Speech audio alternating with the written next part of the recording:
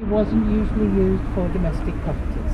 If you could afford a bit of glass, you'd have it in a frame which would just slot into your wind hole so that you could remove it and hide it when you left the house so nobody would steal it.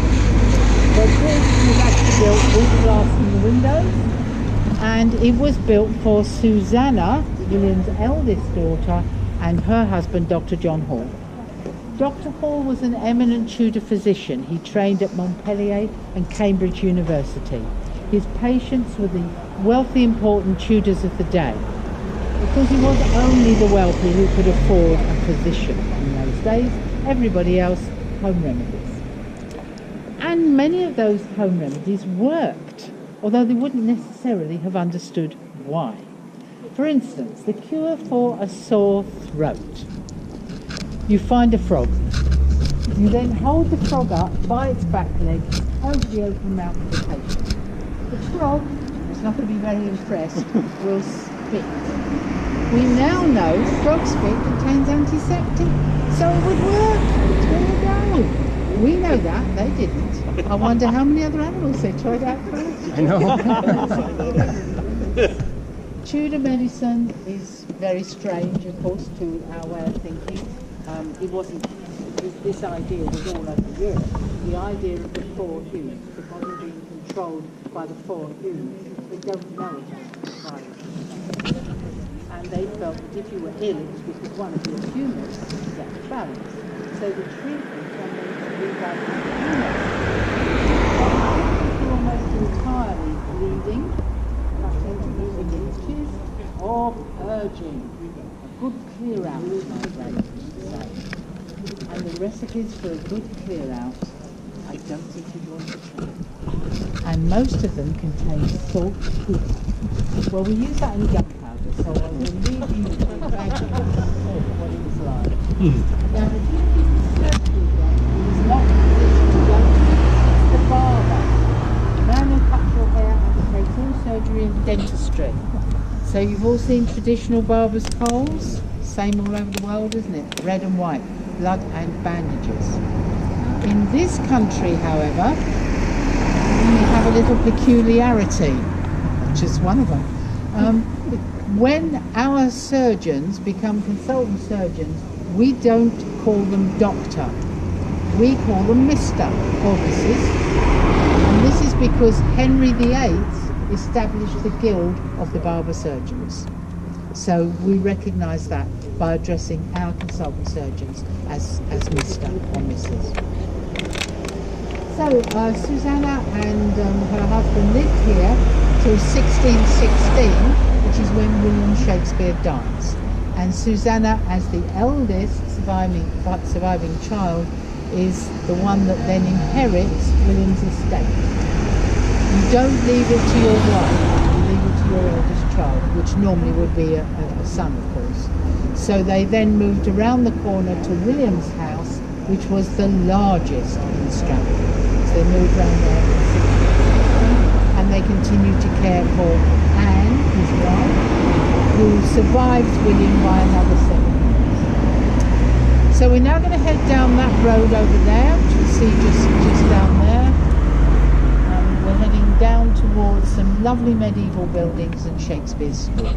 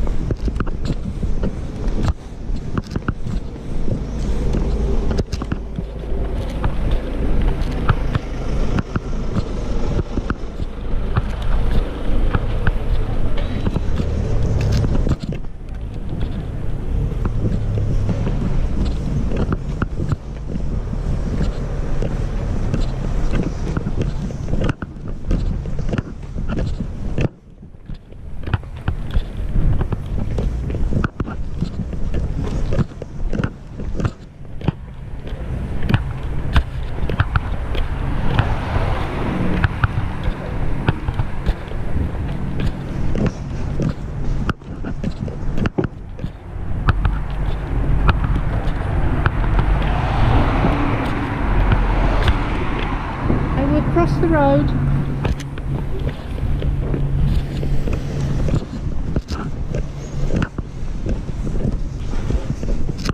If you'd like to collect home rubbish over there.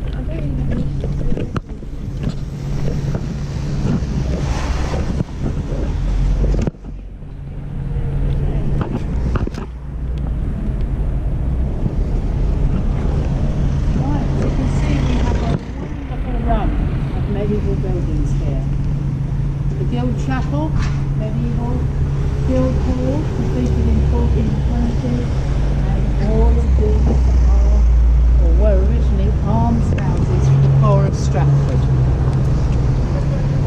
Sadly, we don't have a lot of medieval buildings left. I mean, most of what you will see is 16th century, because medieval buildings were built so close together, made of wood of course, and also thatched roofs, no chimneys, open fires. A few sparks in your thatch, you go up and so do all your neighbours. So mostly we have 16th century buildings, but these have all survived. All of this run of buildings here was built by the Guild of the Holy Cross. That was a religious guild that ran Stratford. It was also a business networking guild. So if you wanted to get on here in Stratford, you were a member of this guild. So it is a powerful guild, it is a wealthy guild. And it looks after the people in town, checks the almshouses. Now of course when the Reformation happens, everything changes. King Edward, that's Henry VIII's son, disbands all of these religious guilds because they're Roman Catholics. And then in 1553 he grants a charter for Stratford to become a corporation. So the town has always been run from here since 1420 and is still run from here and by exactly the same men as before, except they're no longer called the Guild of the Holy Cross, they're now called Stratford Corporation. Doesn't sound quite as good, does it? King Edward also introduces the grammar school system all over the country. They're called grammar schools because you went there to learn Latin grammar. So why do you want to do that? Well, because at this time all documents are in Latin. And if you want to be a successful businessman, you need Latin. So the merchants of the town would all be sending their sons to the school here, which was established on this part of the top floor of this building. So this is known as King Edward School, and King Edward School is still in existence today. There's a big modern school behind. It's an all-boys school today, just as it was in William's time. But nowadays they do let girls in the sixth form. You won't be surprised to learn that it has a very big drama department. So William and his brothers and his young son all attended this school here. And the whole idea, as I said, is to learn Latin. We do know they also did some Greek here. The town was prepared to pay twice the going rate for masters. So they had all Oxford graduates teaching here. So we know that it is a high level of teaching. And we know that some of the masters also taught Greek. So in that room, William is learning his Greek and Latin, and he's learning it by reading the old masters. So Herodotus, Plutarch, Ovid, they read all of those ancient plays and act them out in the schoolroom. So in that room there, William Shakespeare learns how to structure a play. When he actually starts writing plays himself, he uses many of Ovid's plots for his own plays and pinches some of his characters as well. In the other half of the building, he learned about theatre. All of the top acting companies are in London, but once, maybe twice a year, they tour the country. And we're in the middle, so many of them came here. And John Shakespeare, William's father, was on the town council. In fact, for some part of the time, he was the mayor or the bailiff of the town. And it was his job to issue the licenses for these actors to perform. So he would have to watch the plays in the top part of the building there. and decide if it was safe for everybody else to see them. Elizabeth I insisted on this. She was terrified of plots to kill her, which you can't blame her for. There were an awful lot of plots to kill her, and also concerned about the resurgence of the Roman Catholic religion. So the plays had to be vetted. So John would give them their licenses, and it's quite possible young William sat up there as well. When these acting companies came to Stratford, they would often use the men or the children of the town as extras. So it's also very likely that William acted with some of those companies in that top room there. What I know for sure is, whatever reason he went to London, whether it was to further his father's business interest or because he wanted to act, he knew everybody he needed to make that jump when he got to London. He knew all the top actors. He knew all of the top companies. So this building is very important to his development.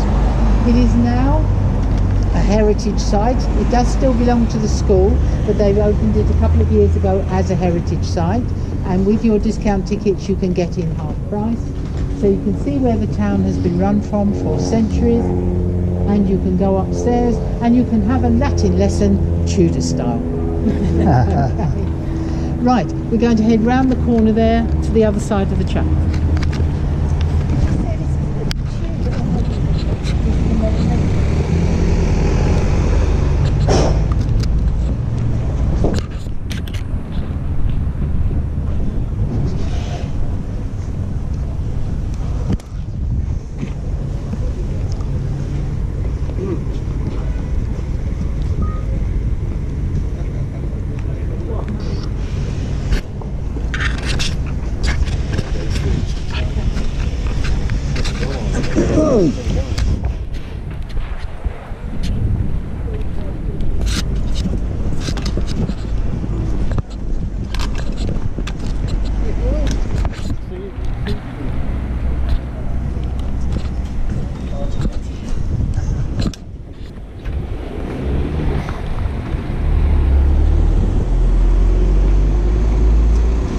Do you remember we saw a play for Thomas Nash?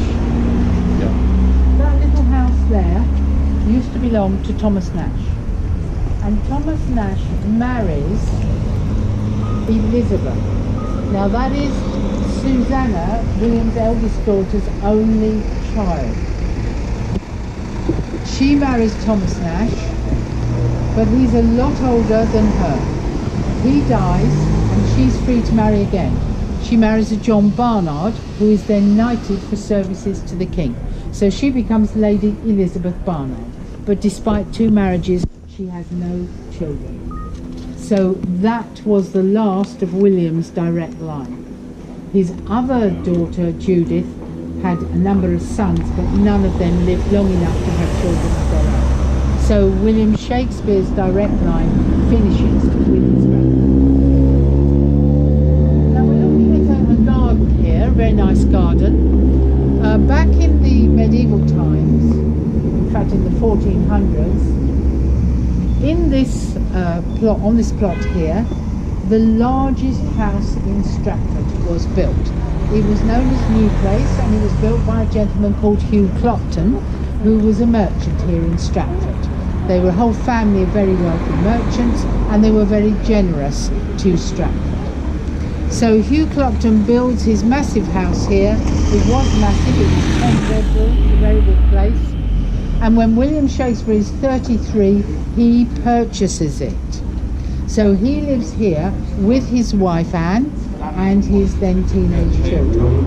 And this is where he dies at the age of 52 in 1616. The idea that he goes down to London and he hardly ever comes back here is obviously not true. He spent a fortune on this house and a lot more modernising it to Tudor standards. He never purchased anywhere in London to live. He only ever rented rooms in other people's houses. So why would he not spend a lot of time here? Also, the theatres close for the whole of Lent, and whenever the plague levels rise, they close. So William is here quite a lot of the time, running businesses with his wife It is believed that all the later plays were written here. So within this garden there are sculptures that depict those later plays.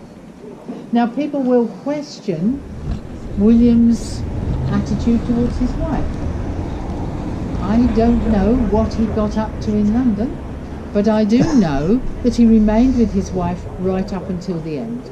She was obviously nursing him in those last few weeks, and they were running businesses together here in Stratford. So they did stay together for the whole of their